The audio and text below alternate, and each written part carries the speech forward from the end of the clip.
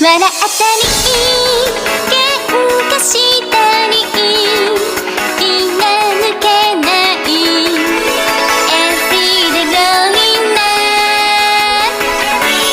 さあ今日はどんなことが待ってるだろう僕たちのスペシャルデイ息を切らし今日し駆け込んできた君クラス中の視線一瞬に集まるいつもバラバラなくしてこんな時を待って成長のクラスメイト一つになり走り出す Fly 悔しくて涙したり落ち込んでも Everyday growing up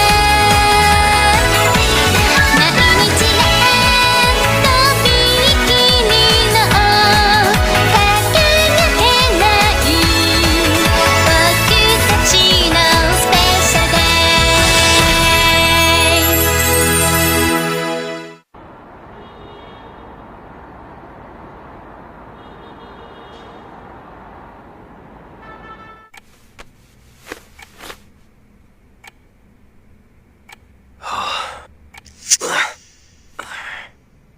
My head hurts. The mountain of material I have to read every day. My tight schedule.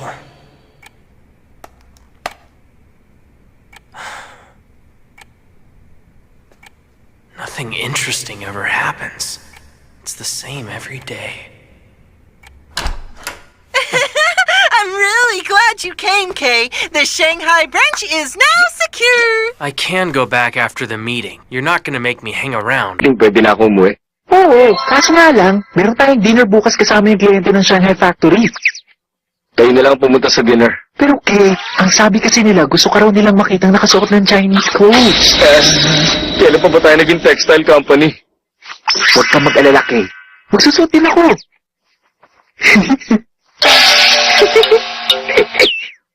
Eh,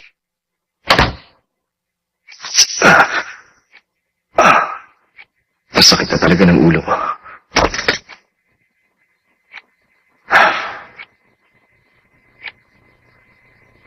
Kung meron man, isang dahilan lang ang nasa likod ng sakit na to.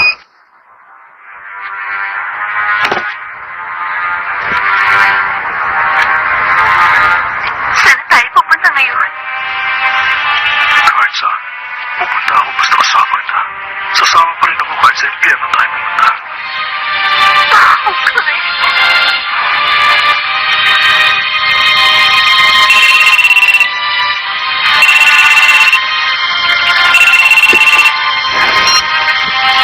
Hello? Kay? Ikaw pala, Yahiro.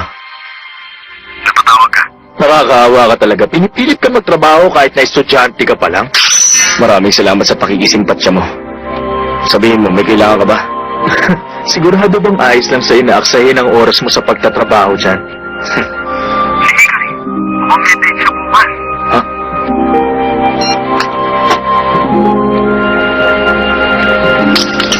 Mambihira.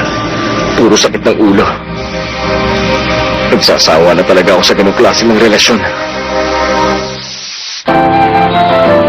High fever, passion. Hikari, pasensya na kung pati ikaw nadamay, ha? Ayos lang. Maganda rin naman ang nangyari kasi sinabi mo sa mama mo ang totoo. Oo nga, tama ka.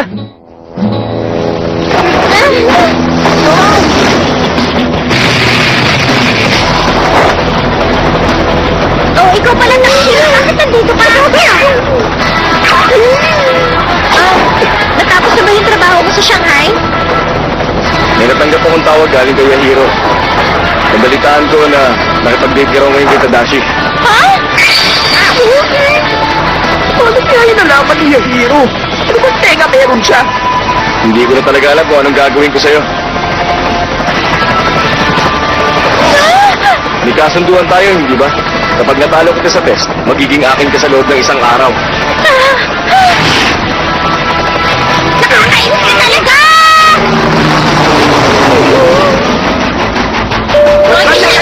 Mga bata! Bakit parang tahimik ka yata?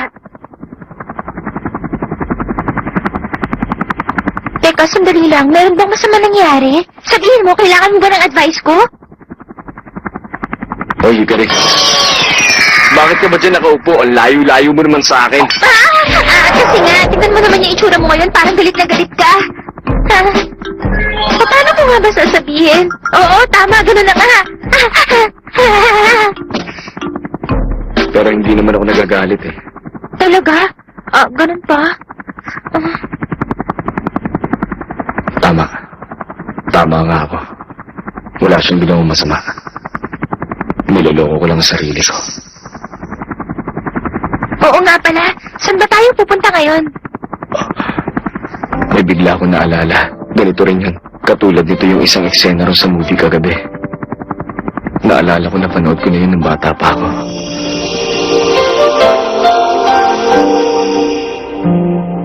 Dalawa lang sila sa loob ng kotse. Nagtanong yung babae.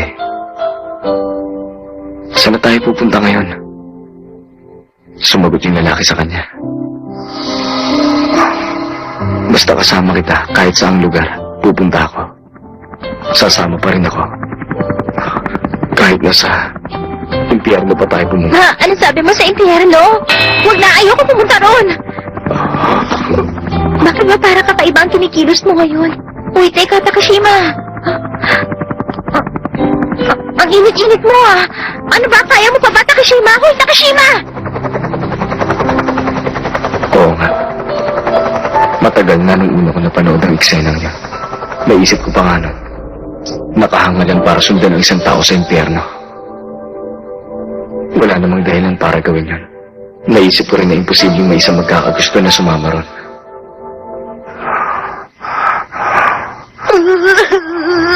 Kuya! Ayos lang kaya ang kuya ko, Hikari? Sabi ng doktor, magiging maayos din siya pag nakapagpahinga siya ng ilang araw. Siguro nagkasakit siya dahil sa sobrang stress at pagod. Paano naman kasi? Araw-araw pumapasok siya sa school. Pagkatapos tumutulong pa siya sa kumpanya. Ang dami niyang ginagawa. Pagmisa-misa ko lang talaga nakikita ng sasi at nagpapahinga ang kapatid ko.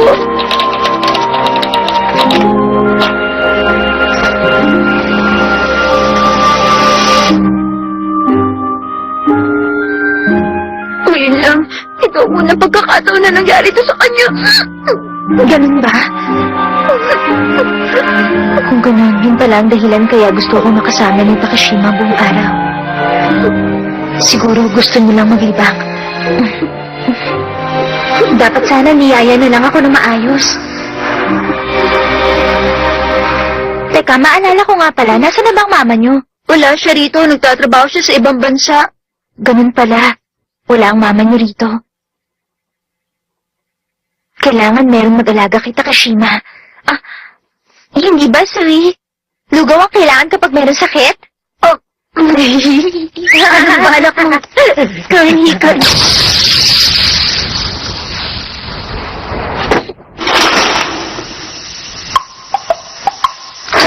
Sige, mga dutaan.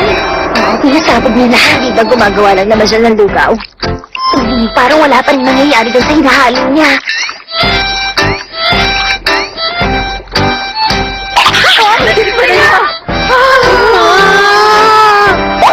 Okay, mukhang luto na.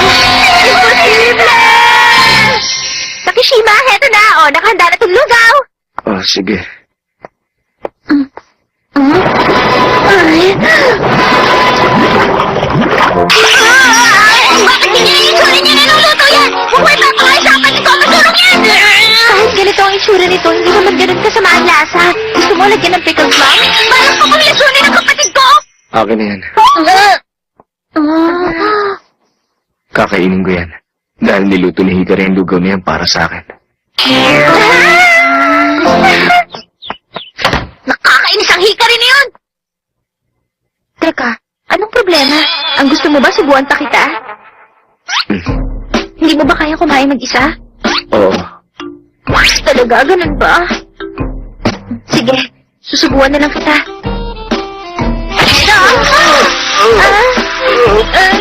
Pwede dahan-dahan lang. Naku, pasensya ka na. Palalamigin ko muna to. Ay! Naku!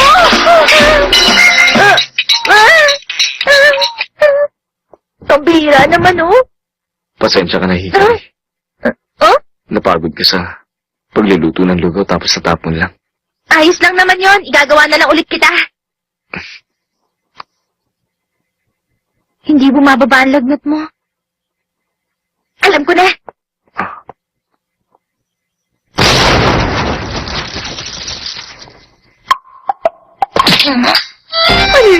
Ano kaya ang gagawin niya?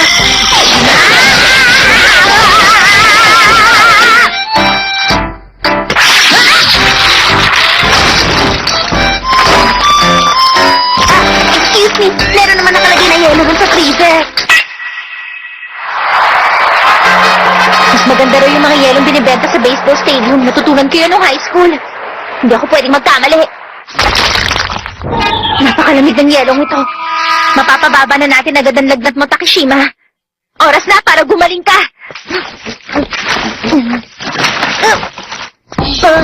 Ang bigat naman.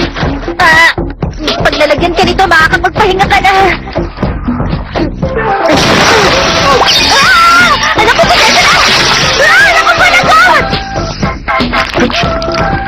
Takeshima, ayos ka lang ba? Meron akong nakalagay na damit rin sa loob ng closet. Ito na yun. Anong problema? Hindi mo ba kaya magbihis mag-isa? Talaga? Ganun ba? O sige, ako na lang. Bilisan natin, ha?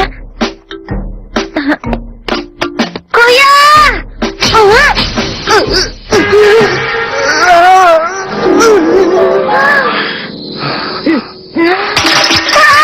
Ano ginagawa mo kay Kuya Hikari? Uwi na sa kama, Lisa! Hindi mo na iniisip mo! Kapatid ko! Kawawa naman na! Kapatid ka naman sa kanya! Nagkamali ka!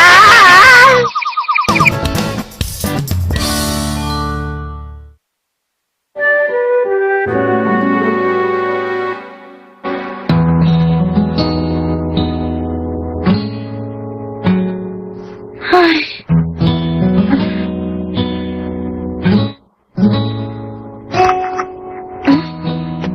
Hikari, pasensya ka na sa nangyari. Pero ayos na, pinaliwanag ko na kay Sui ang lahat. Okay, sige. Pero sandali lang, ayos lang ba na tumayo ka, Takeshima? Gusto ko kasi makasagap ng hangin dito sa labas. Kumapit ka na lang sa akin. Mukhang nangihina ka kasi. Halika na.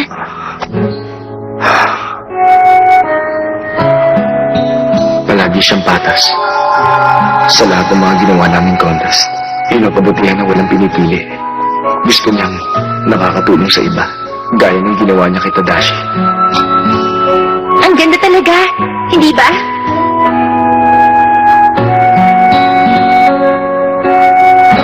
Napakabuti niya. Hindi lang sa akin, kundi sa lahat.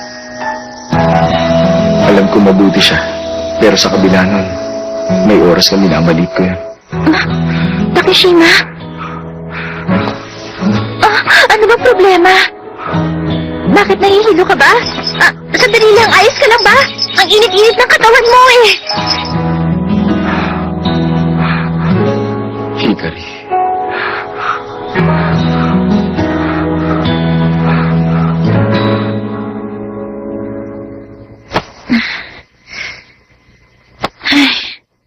Bakit ganun? Parang hindi pa rin bumababa ang lagnat mo. Teka, hindi ka ba makakatulog mo maayos kapag wala ako rito? Hindi pwede! Hindi ka aalis. Meron na tayong kasunduan, hindi ba? Sa akin ka sa loob ng isang araw kapag natalo kita sa test natin. Ayos ka lang? Buti pa matulog ka para makapagpahinga ka. Ayoko. Sige, hindi ka niyang gagaling agad. Kasi, kapag natulog ako, pagising ko sa gabi, wala ka na dahil umuwi ka na sa inyo. Kaya, Hindi ako matutulog. Sira ka ba? Sabi ko sa'yo, matulog ka na! Nakalimutan mo na ba yung palagi mo sinasabi sa akin, Takashima? Huwag mong pahirapan ang sarili mo. Hinay-hinay lang. Gumawa ka lang ng tama. Ngayon, binabalik ko lahat ng mga salitang yun sa'yo. Matulog ka lang. Magpahinga ka at huwag kang gigising hanggang 12 oras. Makinig ka kapag natulog ka na. Nakatulog na rin siya. Mabuti naman.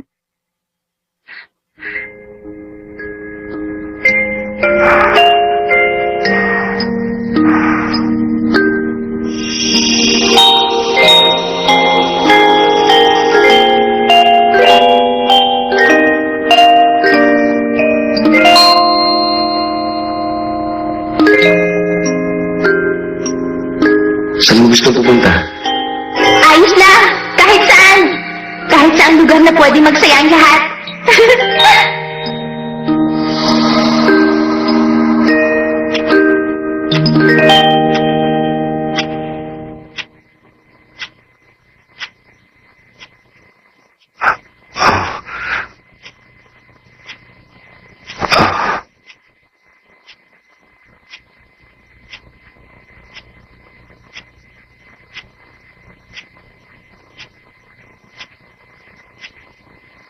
Bakit ganun? Bakit hindi tama ang mga bagay para sa akin pagdating kay Hikari?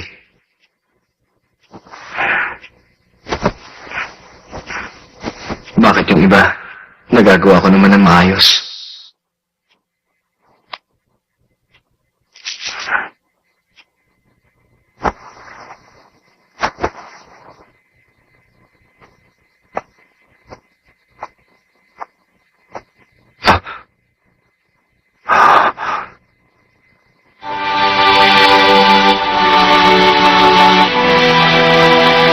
Hikari.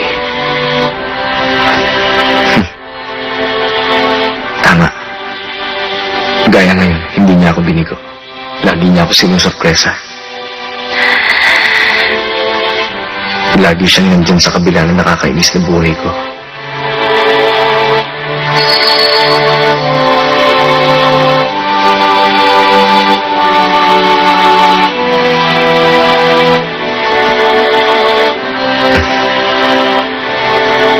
Sa tuwa man o sa lungkot, isa lang ang nakakapagpagalaw ng puso ko. Si Hikari lang.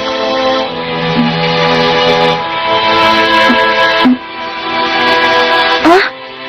Oh, gising ka na pala, Takashima! Ano bang kailangan mo? Tubig? Magto-toilet ka ba? Huwag mo nga akong tatanungin ng ganung bagay na parang hindi man lang nahihiya. Aba, mukhang bumalik ka na sa normal ah. Kung ganun hindi ka pa umuwi. Oo, pumayag naman si Mama na dito muna ako. At saka sa totoo lang, masaya kasi kapag wala ka sa dating sarili mo eh. Ganun ba? Pasensya ka na.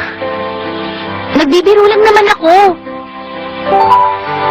Alam mo ba, sa totoo lang, Takashima, nag-alala talaga ako nung kasalukuyan kang may sakit. Kaya naman meron ako naisip, kung gusto mo. Kasi nga masyado ka na-stress sa ginagawa mo, di ba? Pero ayos lang naman kung ayaw mo eh. Bakit? Ano ba yun? Sa susunod na linggo, gusto mo bang lumabas tayong dalawa? Ha? Sasamahan kita para makapag-relax ka naman. O kaya hindi na lang. Saan? Ha? Saan tayo pupunta? Saan? Saan ba? Alam ko. Sigurado kung ganun ang isasagot niya. Ayos lang kahit saan. Kahit saan lugar na pwedeng magsaya ang lahat. Ayos lang kahit saan. Alam ko kahit saan masaya. Basta kasama ka, Takashima.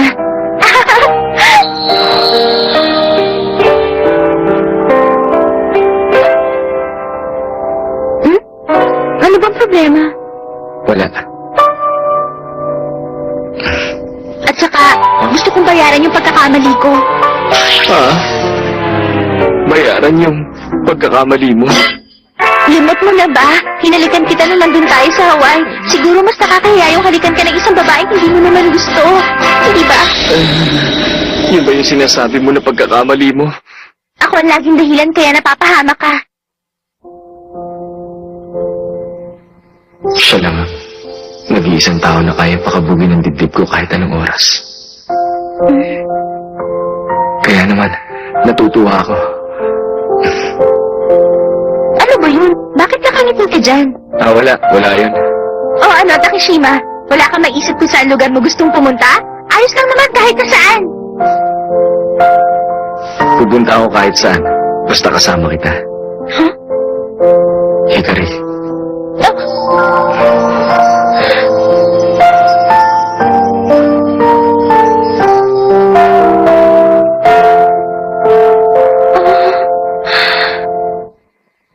Okay na. Bayad na yung ginawa mo pagalik sa akin. Huwag mo na uulitin yun, ha? Huwag ka na ulit makalapit-lapit sa akin, Takashima! Subukan mo lang! Lagot ka sa akin pag pumunta ka rito! Hindi mo ako mahalagyan. Ganyan. Ano? Tumigil ka nga! Magaling ka na! Hindi pa. Di mo naglalagyan pa nga ako. Alam ko ang tawag sa sakit mo! Oo, tama! Nasisiraan ka na! At walang gamot para dyan! Ano yan? di aalagaan mo na ako habang buhay. Ayoko ka! Hoy! Lumayo ka! Bihira ka na tuloy. Hayaan mo na ako, please. Sige mo naman. Ito naman, oh.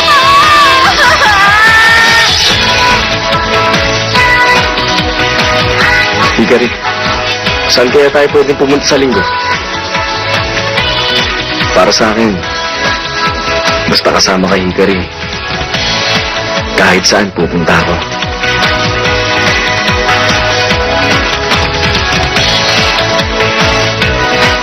Sana maganda ang panahon nun.